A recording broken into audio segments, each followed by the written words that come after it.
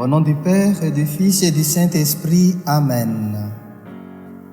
Chers amis, en ces temps de carême qui commencent, voici les thèmes pour vous rejoindre et nous allons découvrir ensemble les disciples qui écoutent. Mais d'abord, nous sommes dans l'église de Notre-Dame de Bonlieu.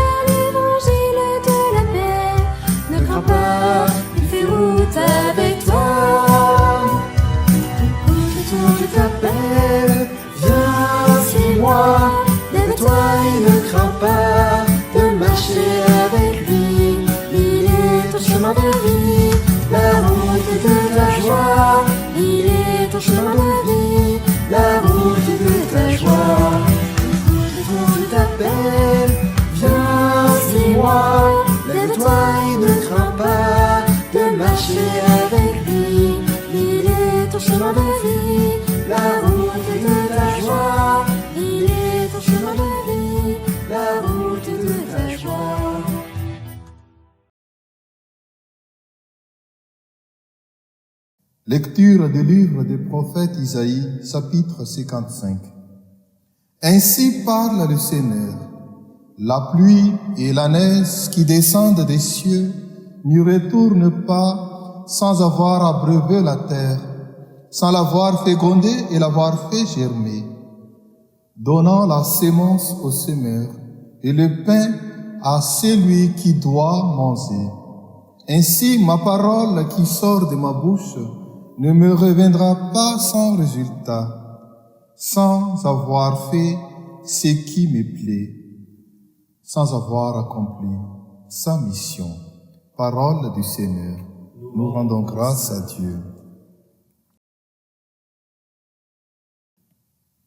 Par cette parole, chers amis, Dieu lui-même s'adressait à nous pour nous donner encore une fois la grâce de vivre une plénitude de relations avec lui. Rappelons-nous quand il s'adressait au peuple d'Israël dans le premier commandement que nous appelons Shema Israël ou bien écoute Israël. Une écoute qui nous fait entrer en harmonie avec Dieu. Mais cette écoute a besoin au moins une pleine douceur et attention. Autour de ce thème, les disciples qui écoutent, posons-nous un instant une question. Qu'est-ce que l'écoute? Bien sûr, la définition est multiple. L'écoute est une éducation à l'utilisation de l'audition par l'écho, exemple, par les sons, par le bruit, etc. Est une audition intérieure, là où nous laissons un espace libre disponible pour gérer et filtrer les paroles que nous écoutons. L'écoute aussi, c'est l'acceptation et le respect de la parole que l'autre nous adresse. Oui, dans certaines définitions, nous pouvons déjà tirer que l'homme ne fait pas pour être individualisme, car l'être humain n'est pas un être pour soi, mais c'est un être de relation. En même temps, c'est un être de réponse, c'est-à-dire une réponse à un échange ou bien une réponse à un appel. Et cet échange ou cet appel a nécessairement besoin d'une écoute. Au fond, c'est une question d'obéissance, mais qui n'est pas une question de soumission ou bien une question de domination. Non, mais c'est une réponse libre de chaque personne. Même quand on est dans la famille, écouter, ça apprend. Apprendre, c'est-à-dire intérioriser la connaissance. C'est se respecter mutuellement par l'écoute et par les mots qu'on utilise pour rejoindre l'autre, mais non pas par des paroles qui intimident. Oui, en ces temps de carême, chers amis, le sommet de la vie chrétienne est l'écoute comme son ouverture au Dieu mystérieux. Et ce mystère nous est dévoilé dans l'incarnation de la parole, c'est Jésus-Christ. Et cette parole est incarnée dans un homme. Voyons, cette parole est toujours vivante. L'exemple pris par Isaïe est bien clair. La pluie et la neige qui descendent des cieux n'y retournent pas sans avoir abreuvé la terre, sans l'avoir fécondée et l'avoir fait germer pour donner la sémence au semeur et le pain à celui qui mange. Ainsi, la parole de Dieu qui transforme l'histoire de l'homme, qui transforme le cœur blessé de l'homme, qui transforme les oreilles blessées par le bruit de l'homme, par le bruit du monde, de la société. Cette parole revient à Dieu comme action de grâce et comme louange. C'est parce que cette parole arrose nos cœurs, germe et les rend féconds. Oui, dans notre société aujourd'hui, chers amis, et particulièrement avec les contraintes causées par la pandémie, l'écoute devient de plus en plus difficilement accessible. Les bruits autour de nous assourdissent nos oreilles. Des conversations qui ne s'arrêtent pas de parler des autres sans nous laisser s'exprimer dire des mots, etc. Tout cela, c'est la réalité dans notre monde, dans notre société. Oui, mes chers amis, pour moi, c'est que d'images. Mais aussi, si souvent, ce que nous faisons nous-mêmes quand nous prions, comme disait l'Évangile aujourd'hui, que nous venons d'entendre. Ne rabâchez pas comme les païens. Oui, nous ne faisons que de parler, or que nous devons chercher un certain silence d'intériorité avant d'entendre avec nos impatiences la réponse du Seigneur qui nous écoute.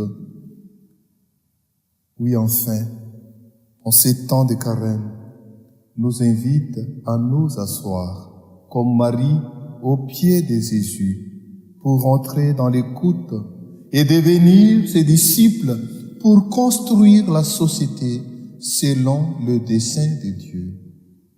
Devenir ses disciples pour construire et reconstruire, restaurer la société, restaurer nos cœurs pendant ces temps de carême selon le dessein de Dieu. Que Dieu Tout-Puissant vous bénisse et vous garde, le Père, le Fils et le Saint-Esprit. Amen.